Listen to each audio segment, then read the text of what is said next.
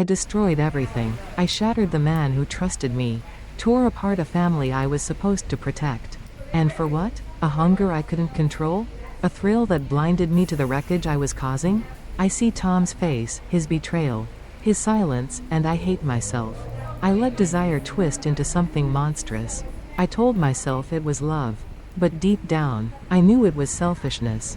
I crossed a line I can never uncross. I broke a man's heart and corrupted his son. And now, standing in the silence I created, all I feel is shame, burning, brutal, and deserved. The air was thick with steam, curling sensuously around my body as I stepped out of the shower. Warm droplets clinging to my skin like whispered promises. I reached for the towel. The silence of the marble bathroom wrapping me in its usual calm until I felt it. A presence. My breath caught as I turned. And there he was, Andrew, standing frozen in the doorway, half shrouded in shadows, his eyes locked on me. The world narrowed to that moment. Shock lanced through me, a jolt of panic, and something else far more dangerous. Excitement. His gaze wasn't the startled glance of a boy who'd made a mistake. No, it was deeper, darker, curious, hungry, and the way my body reacted, my spine straightening, my hand slowing as it moved to cover myself, betrayed me. For a heartbeat, we were suspended in something neither of us could name. Time hiccuped. I should have screamed, should have turned away, but I didn't. I met his eyes, breathless, and saw not just desire, but surprise and confusion that mirrored my own. My heart pounded wildly, the damp heat clinging to every inch of me as I whispered his name, not in anger, but in something frighteningly close to invitation. He didn't move, neither did I. The moment stretched, delicate and dangerous, a thin line drawn tight between us. I clutched the towel against my chest. But too late, he'd seen everything. Not just the skin, not just the curves. He'd seen the way I stood, unhidden, unashamed, for that one breathless moment before instinct caught up with decency. His eyes still hadn't left mine, wide and wild, his chest rising and falling as if he'd just run miles. Andrew, I said, softer this time, the name trembling on my lips like a secret. His mouth opened, then closed. He took a step back, a shuddering breath escaping him. I didn't mean to. The door? I should have seized the excuse. Let him retreat. I didn't. I stepped forward instead, just once, close enough to feel the ripple of heat from his body mixing with the lingering steam. Close enough to feel the pounding truth of what we both felt but didn't dare say. You didn't knock. My voice was calm, but inside, everything was chaos. My skin still hummed from the heat of the water, now flushed from the heat of being seen. The towel was clutched tighter, but my posture didn't waver. I stood tall, fully aware of what this moment was becoming. His eyes flicked downward, hesitating, then snapped back to mine. I didn't know you were in here. Did you look away? I asked. Silence. He didn't answer, and I didn't need him to. His silence spoke louder than any denial. He had looked. He had wanted to look. And the ache blooming low in my belly told me I had wanted to be seen. That's what scared me most. I turned slightly, my hip catching the soft light as I reached for my robe. Even the movement felt deliberate, sensual in its subtlety. His breath hitched. I heard it, I felt it, and something inside me unraveled. This never happened, I said, wrapping the robe around myself with slow, purposeful hands. You saw nothing. But even as the words left my mouth, we both knew they were a lie. He turned to leave, but stopped at the door. I'm sorry, he whispered. I nodded, unable to speak. My throat had closed around the shame, the thrill, the sheer terrifying reality of what we'd just shared. Not an act, not even a touch, but a fracture in the world we thought we knew. Something forbidden had stirred, and it would not sleep again. When the door finally clicked shut behind him, I exhaled, slow and shaky, feeling the tremble in my knees and the dampness that had nothing to do with the shower. I leaned against the counter, my heart still thudding wildly, a flush burning high on my cheeks. I had been seen, fully, completely, and part of me wanted him to come back. The rest of the day unfolded like a dream I couldn't wake from, not nightmarish, but surreal. Every glance, every sound, every footstep outside my door felt louder, closer, more significant. I couldn't stop thinking about the way Andrew had looked at me. Not with disrespect, not even with confusion, but with a desire so raw it unsettled something deep inside me. I'd replayed the moment a dozen times already. The heat of the bathroom. The way my towel slipped just slightly lower when I turned. The way he stood frozen, caught between leaving and leaning in. And I hated myself for how alive it made me feel. When dinner came, I found myself putting on a dress I hadn't worn in months. Nothing extravagant, just something soft, feminine, a little lower at the neckline than necessary. Maybe I wanted to reclaim my control. Maybe I wanted to see if he'd look at me again that way, or if I'd imagined it all. We sat at the long dining table, the air between us thick with unspoken tension. His eyes flicked toward me now and then, trying to be discreet, but I noticed. Oh, I noticed everything. The way his fork paused midair when I leaned to reach for the salt. The way his cheeks flushed when I crossed my legs. The way his eyes always returned to my collarbone, as if they had memorized where the towel had fallen this morning. I took a sip of wine to calm my pulse, but it did little. My fingers were trembling. Underneath the polished veneer of dinner and small talk, I was crumbling. "I'm not mad," I said quietly, when the conversation had lulled into silence. His head snapped up, startled. "What?" "This morning," I clarified. "I'm not mad at you, Andrew." He swallowed. "I didn't mean to. I just stood there. I couldn't move. I shouldn't have stayed." I nodded slowly, absorbing the honesty in his voice, the vulnerability. But what struck me most was the way he looked at me now, not just as a boy caught in the wrong place at the wrong time. He looked at me like a man haunted by what he saw, and maybe what he wanted. I set my glass down and leaned slightly forward, my voice barely above a whisper. "You didn't just see me, Andrew, you saw me." He didn't deny it. Instead, he whispered, and I can't stop thinking about it. My breath caught. There it was, the thing we had tiptoed around. Named, brought into the open. His eyes were wide, but steady, no longer a boy's gaze, but a man's hunger cloaked in uncertainty. I stood slowly. His eyes followed, every movement of my body electric under his gaze. "I don't know what this is," I said honestly, but pretending it didn't happen doesn't feel like the truth anymore. The air pulsed between us. He didn't speak. He didn't need to. The silence was already full of answers neither of us were ready to say, but both of us were ready to feel.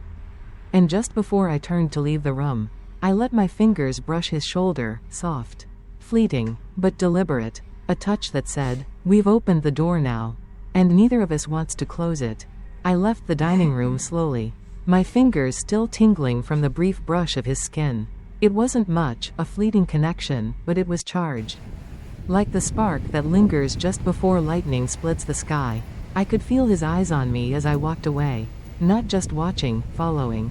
Tracking the soft sway of my hips. The rise and fall of my breath.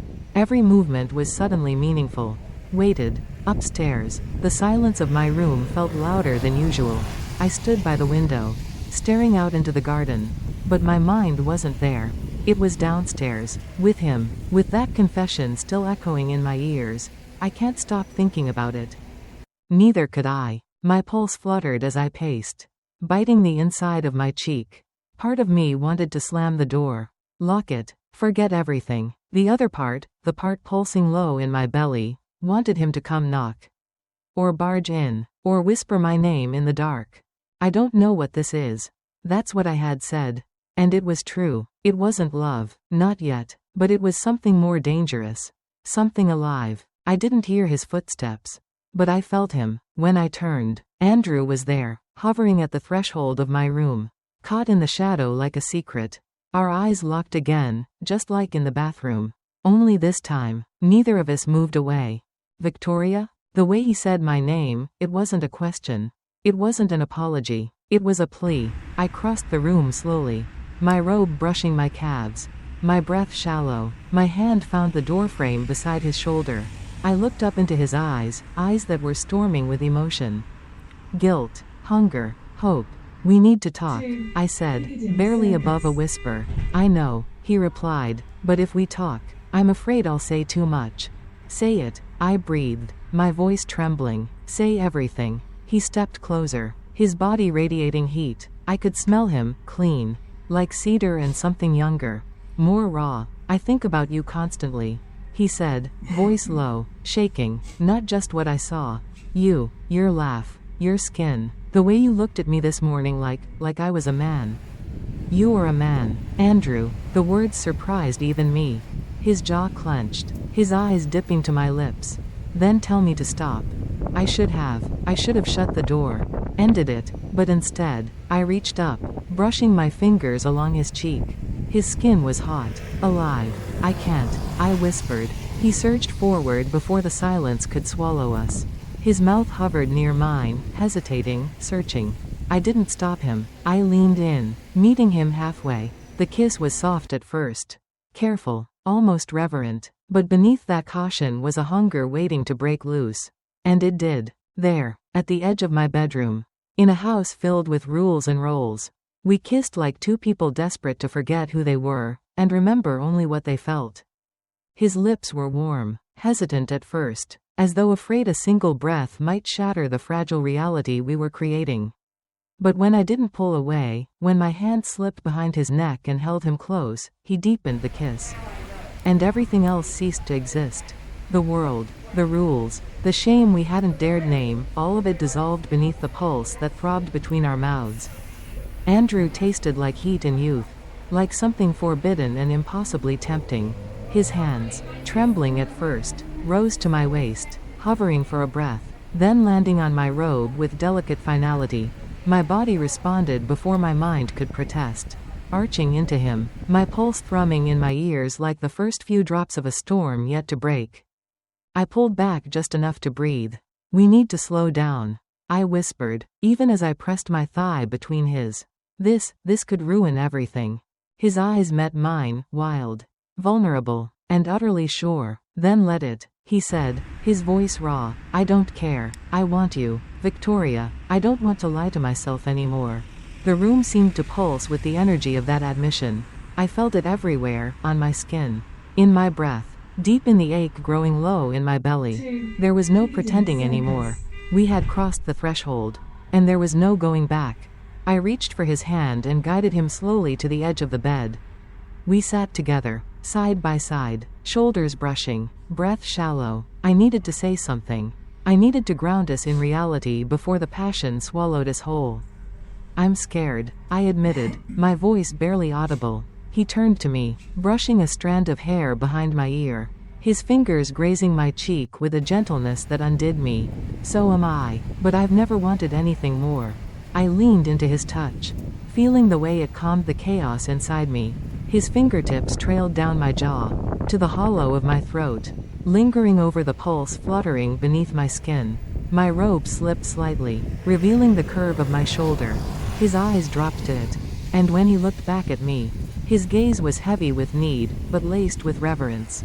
I don't want to rush you, he murmured. I want to be near you, touch you, know you. The honesty in his words broke something open inside me. He wasn't just a boy chasing a fantasy.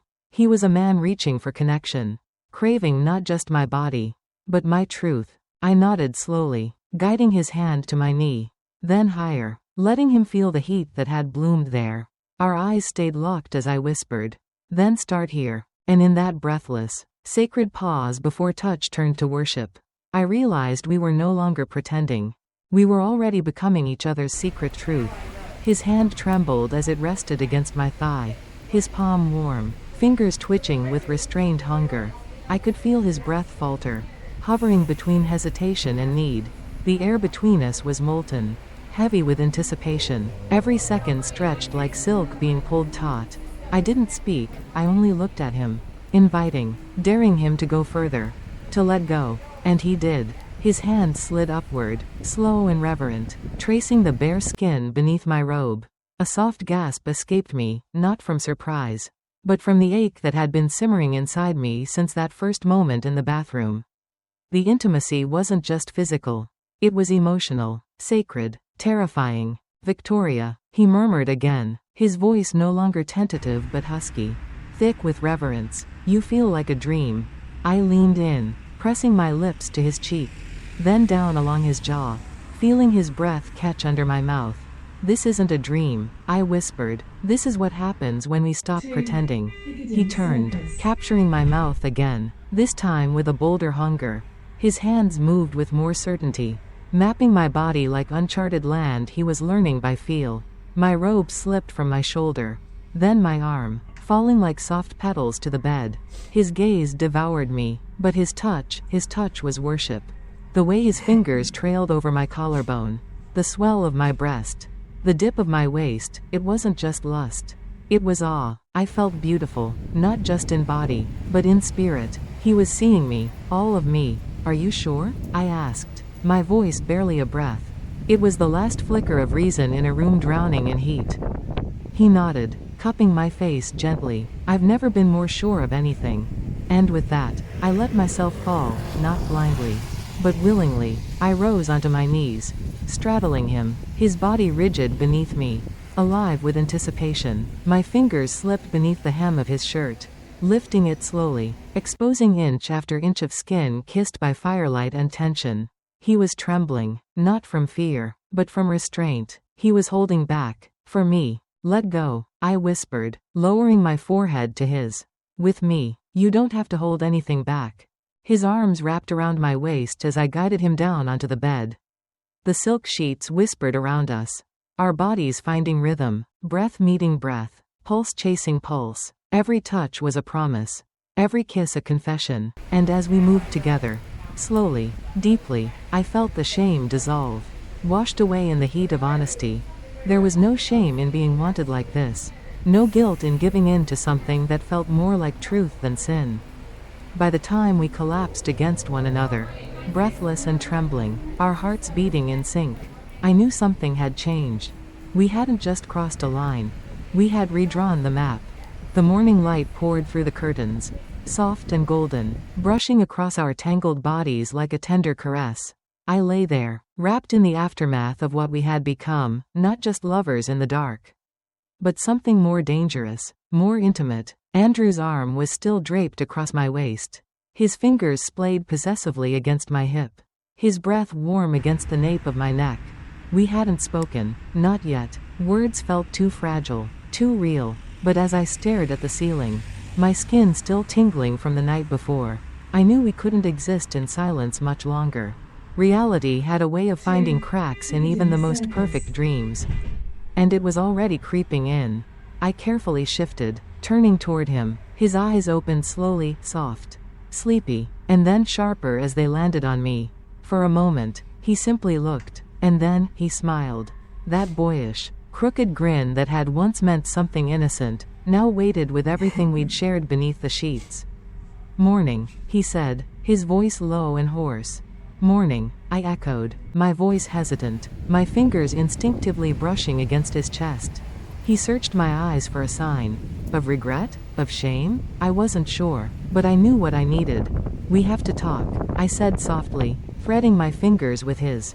He nodded, eyes steady. I know. I sat up, the sheet slipping from my chest, and I caught the way his gaze followed it, that flicker of desire still alive and burning. But this wasn't about lust now. It was about truth. I didn't expect it to feel like this, I said, my voice barely above a whisper. It wasn't supposed to mean so much. It did for me, he said, sitting up behind me, his arms circling my waist, anchoring me in the present. You meant something before this. Now, I don't even know how to explain it. I turned in his arms to face him, vulnerable and exposed. It can't be just desire. Andrew, if that's all it is, then we stop. Now. He shook his head, his hands tightening around me. It's not. It never was. His honesty struck me like lightning. Pure, direct, terrifying. I don't know where this goes, I confessed, my voice cracking. We've crossed a line, and I can't unsee what we did. What I felt. He touched my face, eyes serious. I don't want to forget it. I don't want to pretend it didn't happen. We should be scared, but I don't want to lose this just because it's complicated. We sat there, wrapped in each other and the mess we had made. But for the first time, it didn't feel like a mistake. It felt real, and that reality, the ache, the desire, the truth of what we felt, was the most terrifying, beautiful thing of all. I need time, I whispered. You have all of mine. he said, and as I rested my head against his chest, listening to the steady beat of his heart, I realized something that made my breath catch. We hadn't fallen. We'd chosen to jump. Together. The days that followed were a delicate balance between craving and caution. We returned to routines, but everything had changed. Every touch lingered longer. Every glance held weight. Every quiet moment crackled with the memory of skin against skin. Breath against breath. We were careful, too careful, as though the wrong movement might shatter the fragile world we had built in shadows. At breakfast, I poured coffee like I always did. But when our fingers brushed at the sugar bowl, a jolt of heat surged through me, flashing hot and undeniable. He looked at me from across the table, eyes hooded with memory and restraint. And I saw it, the same ache I felt curled beneath his calm exterior. We were pretending, holding ourselves back, and it was starting to burn. One night, as I stood outside his room, I couldn't stop shaking. My robe was wrapped tightly around me, but inside, my body was thrumming with tension. Questions swirled. Was it desire or danger drawing me to his door? Was it wrong that I didn't care? I knocked once, lightly. The door opened, and he stood there, bare chest rising and falling, eyes stormy and vulnerable. "You shouldn't be here," he whispered, though his body stepped aside, wordlessly inviting me in. "I know," I replied, "but I can't keep pretending nothing happened. That it didn't matter." He closed the door behind me. The soft click was like a gunshot in the silence. "I think about it every night," he said, voice thick with restraint. "The way you tasted, the way you looked at me when you came undone." His words hit me like a spark to dry leaves. I felt my breath hitch, the robe slipping slightly from my shoulder, revealing bare skin kissed only by moonlight. "You want the truth?" I asked, stepping toward him, slowly. "So do I." His hands reached for me, hesitating just before contact, as though touching me might confirm we were too far gone. "Then don't stop this time," he said, voice hoarse. "Don't ask me to forget." I closed the distance, my fingers untying the robe's sash, my body bare beneath it. "I'm not here to forget," I whispered. "I'm here to remember everything." And when he touched me, it wasn't rushed, it wasn't desperate, it was reverent. His fingers ghosted along my arms, my ribs, my hips, memorizing me all over again. His lips met mine with a tenderness that belied the heat between us. We moved toward the bed as if guided by instinct, as though this was the only direction we could possibly go. And when we laid together again, it wasn't just bodies colliding, it was truth being written in sighs and slow touches. In the way we whispered each other's names like confessions. There was still guilt, still fear, but wrapped in his arms, his breath on my skin, I realized something terrifying and beautiful. I didn't want to stop. I wanted to fall deeper. The autumn air had begun to shift, cooler, sharper, pressing against the windows of the house like a silent reminder that time was moving. And we were not. Inside, the warmth of our shared secret pulsed like a flame kept barely hidden beneath fabric and silence. The house became a stage of stolen touches, guarded glances, and the kind of tension that left the skin aching long after a simple brush of the hand. Every time I passed Andrew in the hallway, my body remembered his. Every time I caught his scent, soap, skin, something unmistakably him, my breath caught in my throat, and my legs weakened beneath me. But what we had couldn't stay hidden forever. It happened during a family dinner. Just a few relatives, laughter, wine, casual conversation. I wore something modest, but I felt his gaze like heat beneath the table. A silent stroke across my thigh. My body responded, my core tightening, my skin flushing in ways I couldn't control. And then, he touched me. Gently, secretly, the back of his fingers grazing the inside of my knee. I nearly dropped my fork. The moment was electric, reckless, deliberate. Later, I found him on the balcony, alone, leaning against the railing, the night painting his profile in moonlight. "You can't do that," I said softly, closing the sliding door behind me. He turned to me, his jaw clenched, his expression torn between apology and defiance. "I had to. You were sitting across from me, pretending like we hadn't touched heaven." I stepped closer, the tension pulling us together like gravity. "We're not alone anymore. Someone could have seen." Let them, he whispered. I'm tired of hiding. I'm tired of pretending I don't want you every second of the day. My pulse spiked. The night air slipped beneath my dress. But it wasn't the cold that made me tremble. You think I don't feel the same? I said. You think this is easy for me? I wake up wanting you. I fall asleep aching for you. But this isn't just about desire anymore. Andrew. He stepped closer, his body almost brushing mine. And when he spoke again, his voice was softer. Then what is it? I looked at him, really looked. At the man he'd become. The man who had been in my bed. The man who had made me forget every rule I ever believed in. It's real, I breathed. It's terrifying, and it's real. He reached for me then, his hand curling around my waist, pulling me into the warmth of his chest. I let my forehead fall against him, my breath shuddering with the weight of everything we were risking. I don't want to ruin your life. I whispered. You're not ruining anything, he replied, pressing a kiss to the top of my head. You've made me feel alive. And in the stillness of that balcony, with the wind stirring around us and the stars watching in silent approval, I knew the truth we'd been running from. We weren't falling anymore. We were already in it. The days blurred into one another like brushstrokes across a canvas soaked in heat and secrecy. Every morning, I woke before the sun, wrapped in tangled sheets still scented with him, Andrew's warmth. His skin, his breath lingering like perfume on my body. It had become ritual, the hush before the world stirred. The quiet space where I could savor our nights without guilt crashing down. But the weight was growing. I felt it in the way I lingered by the mirror longer than necessary. Searching for the woman I used to be, before his lips claimed me. Before his hands rewrote my understanding of longing. I wasn't her anymore, and I didn't miss her. I heard his soft knock at my door just after dawn. 3 taps. Always 3. A rhythm that made my heart leap and my skin awaken. I opened it without hesitation. Andrew stood there, sleep still heavy in his eyes. Hair tousled, body wrapped in nothing but flannel pajama bottoms that clung low on his hips. The sight of him, young and strong and utterly mine, sent a fresh wave of heat pooling deep in my core. Couldn't sleep, he murmured, stepping inside. His hand found my waist. Needed to see you. I pulled him in without a word, closing the door to the rest of the world.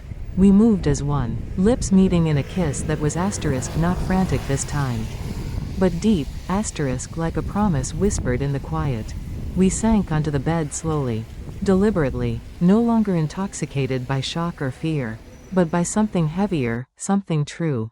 His fingers traced the curve of my spine as I straddled him, my nightgown slipping over my thighs like a whisper. The way he looked at me, like I was art, like I was his, sent a pulse of vulnerability through me I hadn't expected.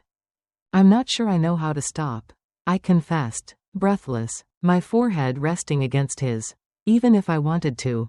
His hands gripped my hips, his voice low and certain. Then don't stop. Not for them, not for anyone. There it was again, the truth neither of us could escape. We were already too deep. This wasn't lust anymore. It wasn't curiosity. It was us. When we moved together, it wasn't rushed. It wasn't desperate. It was a claiming, a giving, flesh meeting flesh in a rhythm only we understood. His mouth worshipped my collarbone, my thighs, every inch of skin he'd already memorized, now traced with deeper intent. And when we came undone, it was quiet, sacred. Afterward, we lay together, hearts slowing, hands entwined. The sun had begun to rise, casting gold across the bed like a blessing neither of us deserved but craved all the same. I want a life with you, Andrew said softly, lips brushing my temple. My breath hitched. So did my heart. Because suddenly, it wasn't just passion we were tangled in. It was a future we were daring to imagine. The weight of his words settled over me like velvet, soft, luxurious, and suffocating all at once. A life with you. The phrase echoed in my mind as I lay beside him, my body still thrumming from our slow, sacred joining. I turned my head to look at Andrew. His expression was open, vulnerable, full of something that scared me more than anything we'd done in the dark. Love. Real, reckless, untamed love. I don't know if we can have that, I said softly, brushing my fingers along his jawline. A life. I mean, what would that even look like? He turned toward me, his hand moving to cup the side of my face, his thumb sweeping just beneath my cheekbone. "It looks like this," he whispered. "You and me, waking up together, no hiding, no shame." But wasn't that the problem? We existed in stolen hours, behind locked doors, beneath layers of silence, out there, beyond this bed, beyond the steam of shared showers and whispered promises. The world would never understand. They wouldn't see a man and woman in love. They'd see something taboo, something perverse. And yet, I couldn't bring myself to let go. "I'm scared," I admitted, my voice catching. He smiled faintly, leaning in to press his lips to my shoulder. "Lingering, so am I, but I'd rather be scared with you than live a safe life without you." God, how could someone so young see me so clearly? Strip me down not just to skin and want, but to truth? I sat up, the sheet pooling around my waist. Morning light draped across my bare back, and I felt his gaze travel every inch, not with lust, but with devotion. I'd become his obsession, his refuge, and something deeper I couldn't quite name. Maybe I didn't want to. "We'd have to be careful," I said slowly, carefully choosing each word. "If we move forward, really forward, it changes everything." Andrew reached for my hand, lacing our fingers together. "It already has." His honesty stunned me, not because it was bold, but because it was so incredibly tender. This wasn't a boy I was touching. This was a man willing to defy the world for a chance at something honest, something raw. I turned to him fully, cupping his face in both hands, and kissed him, not hungrily, not desperately, but with the softness of someone surrendering to what can no longer be denied. "I want it too," I whispered against his lips. "Whatever it looks like, I want it with you." And in that quiet morning light, still wrapped in the scent of skin and the fading embers of our passion, we held each other like the world could wait. We knew it wouldn't. We knew storms would come. But right then, we weren't bracing for them. We were choosing each other. And that felt like the most forbidden freedom of all. The house was quiet as we moved through it later that morning. A silence that felt almost sacred, like it had been draped over every surface to protect the secret now pulsing between us. Andrew stood at the stove, shirtless, his back to me as he stirred scrambled eggs with casual ease, like we hadn't just unraveled each other beneath the sheets. I leaned against the doorway, watching him. The muscles of his back moved with each gentle motion, his bare skin catching the warm morning light, and I felt a wave of longing that was no longer purely physical, it was domestic, dangerous, and impossibly tender. I didn't just want him in the dark. I wanted him here, like this, every day. He looked over his shoulder and smiled when he caught me staring. "Coffee's ready," he said, like a husband would, like a lover who belonged. I crossed the room and reached for a mug, my fingers brushing his as he handed it to me. The touch lingered. Everything between us lingered now. A simple gesture, yet laden with the intimacy of 1,000 unspoken declarations. We sat at the kitchen table, the clink of cutlery and the hum of the refrigerator filling the silence. But beneath that calm domesticity was a current, pulling us deeper, asking the question neither of us dared to voice. "What happens next?" "I've been thinking," Andrew started, his fork paused halfway to his mouth. "I know it won't be easy. People will judge, they'll say things, but I don't want to keep this hidden anymore."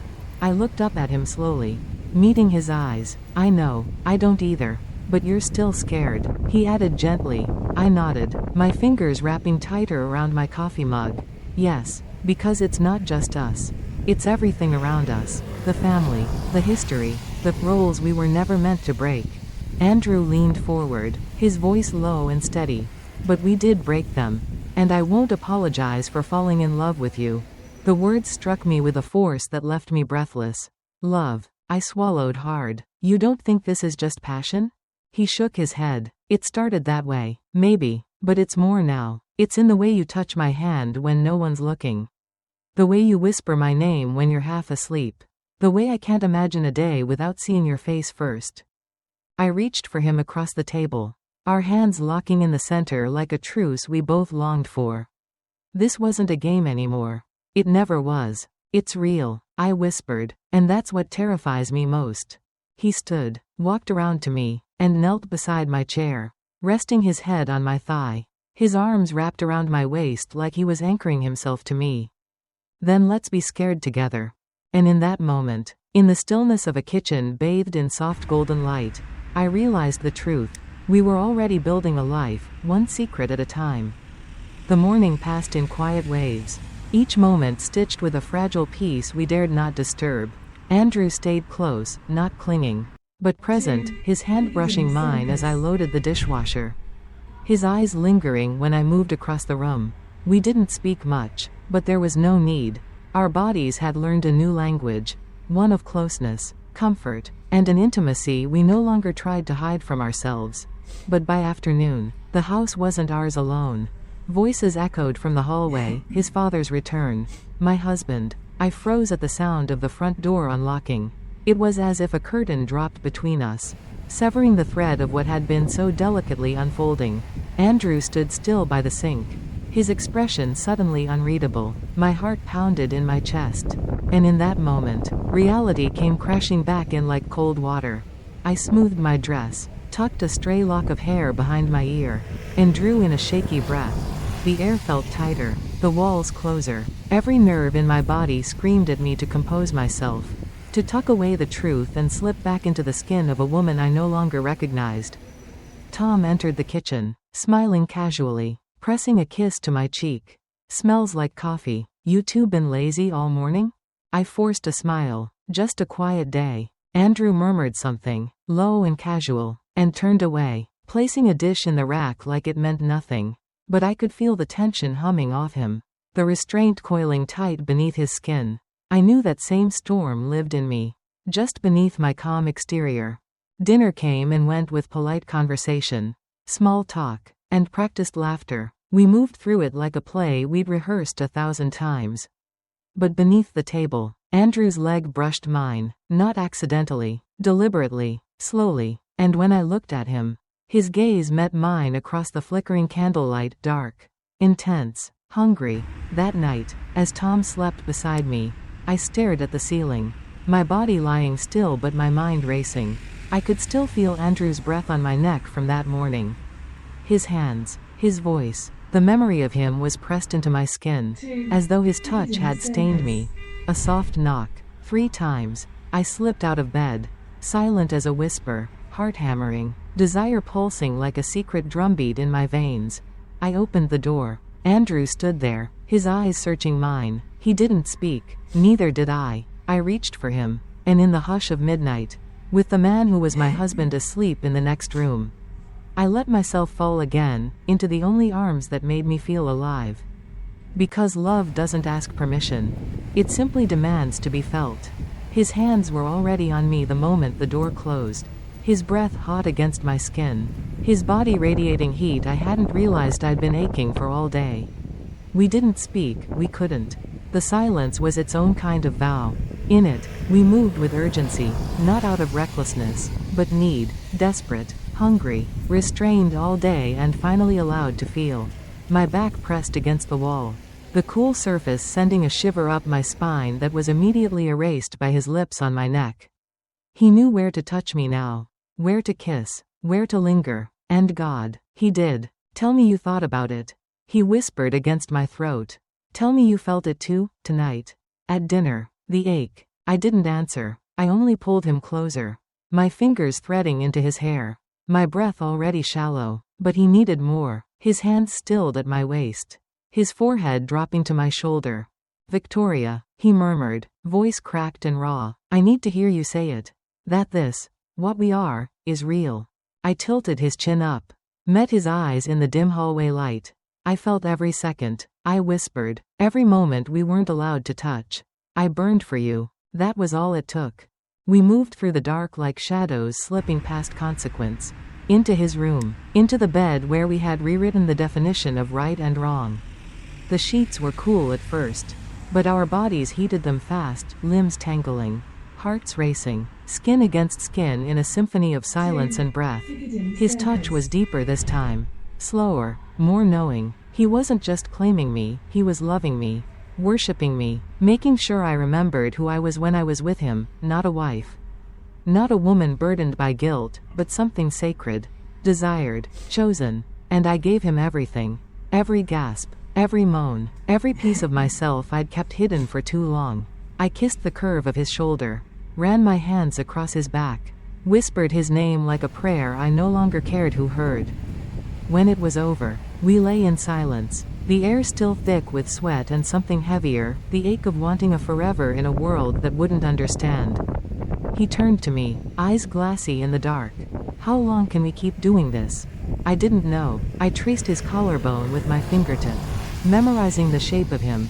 Until we can't pretend anymore, I said softly. Until something breaks. A long pause. Then let it break, he whispered. I closed my eyes, and for the first time in my life, I didn't wish for safety.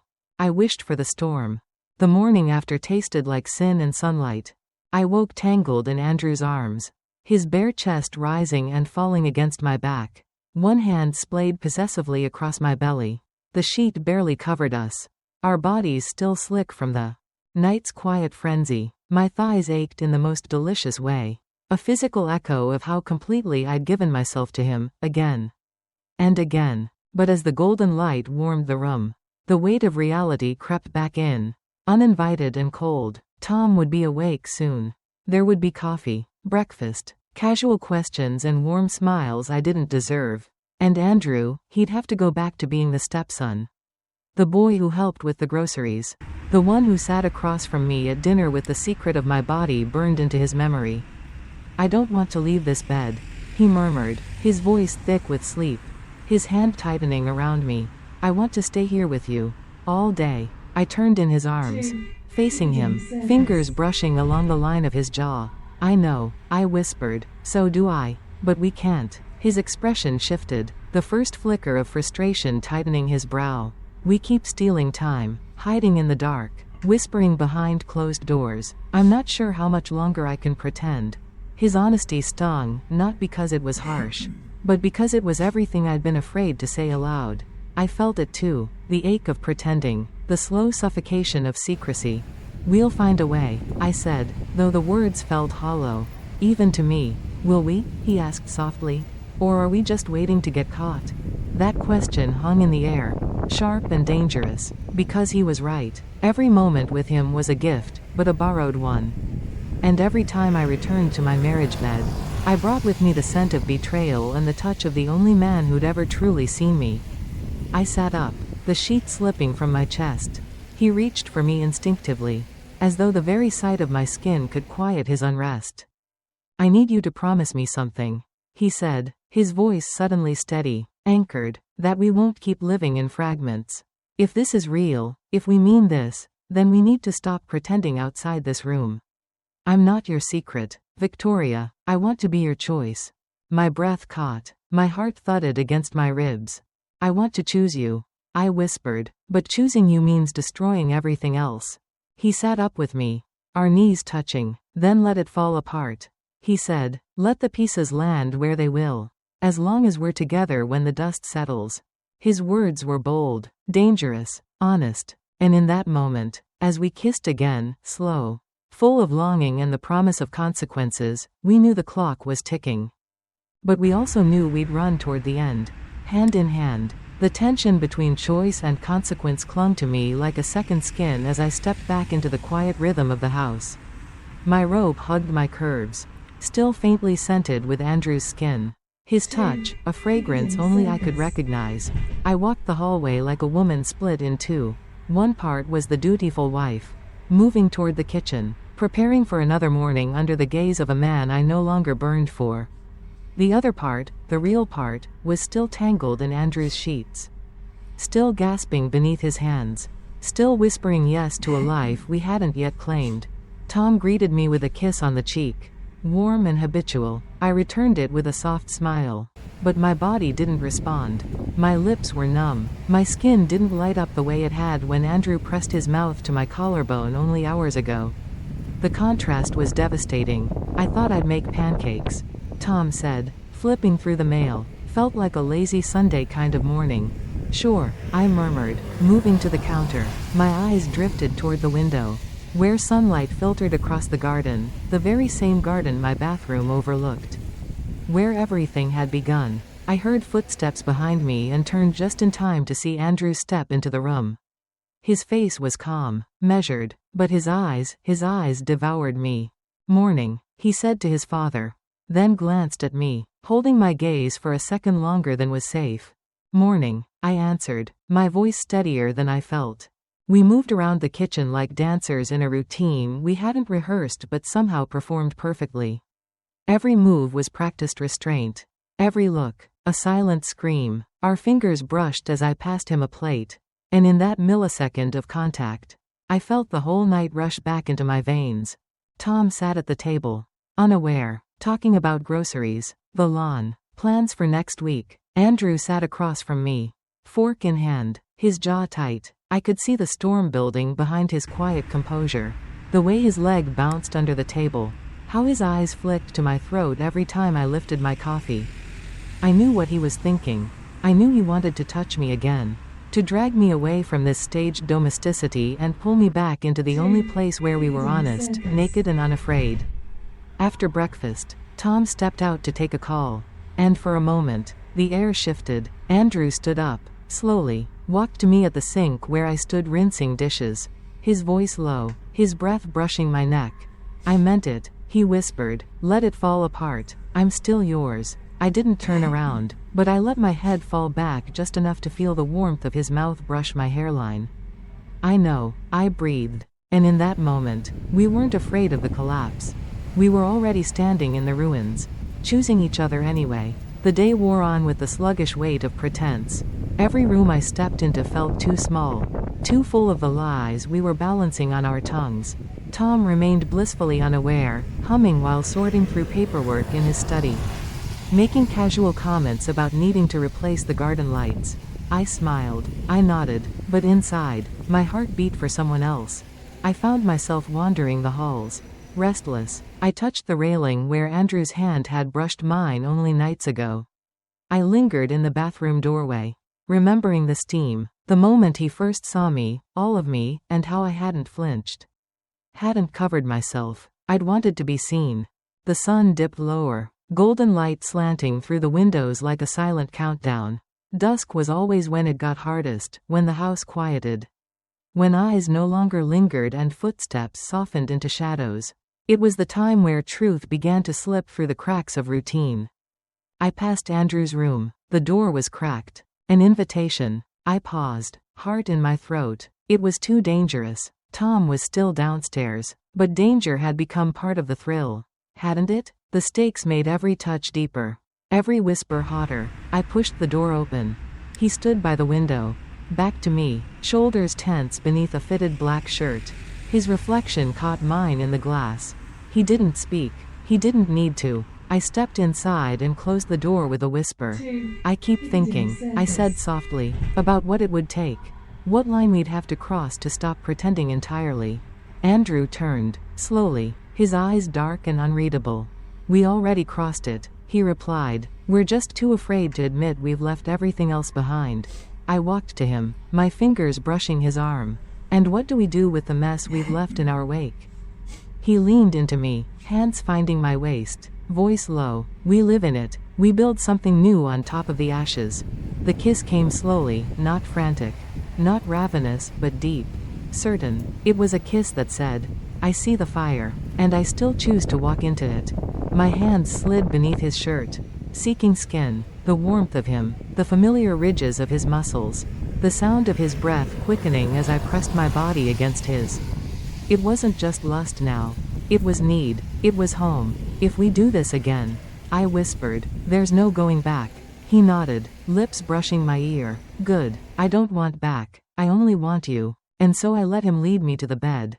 Moonlight spilling across our entwined bodies like a secret blessing. We moved slowly, deliberately, not as thieves stealing moments, but as lovers laying claim to what had always been forbidden, and now, finally, ours. And as we surrendered again, I stopped thinking about consequences. Because nothing had ever felt more right than this ruin we chose together. The moon hung low outside the window, casting a pale glow over the room, washing our bodies in silver as if trying to cleanse us of the sin we kept returning to. But no light, not even something as ancient and pure as moonlight, could undo what we had become. Andrew lay beside me, half-shadowed, chest rising slowly, the sheen of our shared heat still glistening on his skin. His hand rested on my hip. Fingers curved gently, possessively, as if even in sleep. He wasn't willing to let go. I turned to look at him, brushing a strand of hair from his forehead.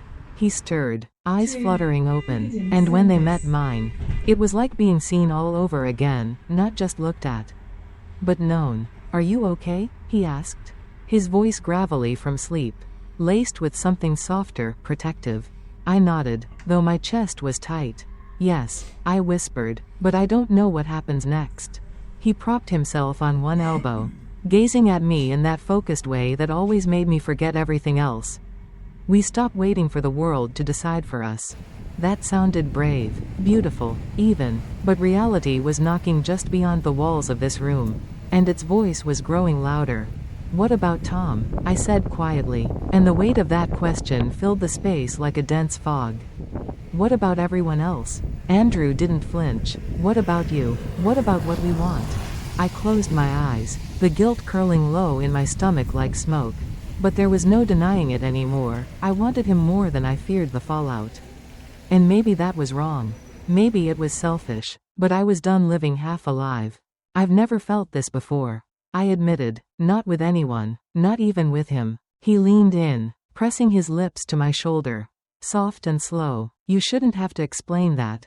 You just deserve to feel it." I turned into him, letting my body mold to his. Letting the safety of his embrace wrap around me like truth. We didn't need to speak, our bodies had already confessed everything. But in that stillness, something in me shifted. It wasn't about hiding anymore. It was about choosing. Then we stopped pretending. I whispered against his chest. "No more hiding. No more sneaking around corners and holding our breath. If we're going to do this, we do it all the way." He pulled back just enough to see my face.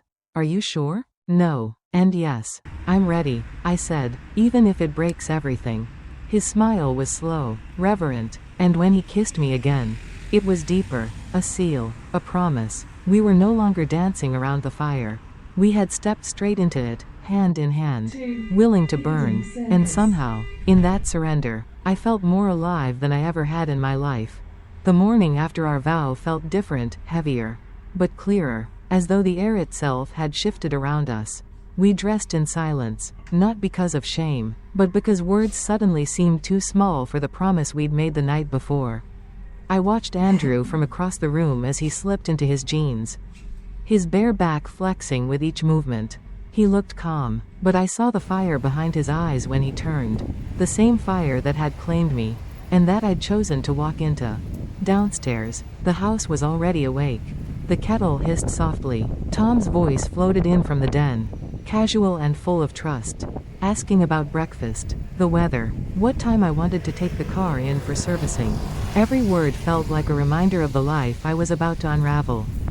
Andrew brushed past me in the hallway, his fingers trailing lightly along mine, a secret touch, but no longer a stolen one. His glance held no fear now, just intention. Later, I found myself standing in front of the bathroom mirror, the very place this had all begun. The memory of that first accidental moment between us burned vividly behind my reflection, my towel slipping, his eyes lingering, the silence between us crackling with something neither of us understood back then. I understood it now. I looked different, not in any visible way, but in my gaze. There was certainty in my eyes now. Hunger, yes, but resolve, too. I wasn't lost. I wasn't confused. I was simply done pretending. I walked down the stairs and found Tom at the table, coffee in hand, reading the paper. For a moment, I just watched him, the man I'd promised forever to, the man I had once loved in a quieter, safer way, but what we had was a memory now, and no matter how I tried to revive it, I couldn't deny what my body, heart, and soul already knew. Andrew stepped into the room, his presence charging the air with tension I could almost taste.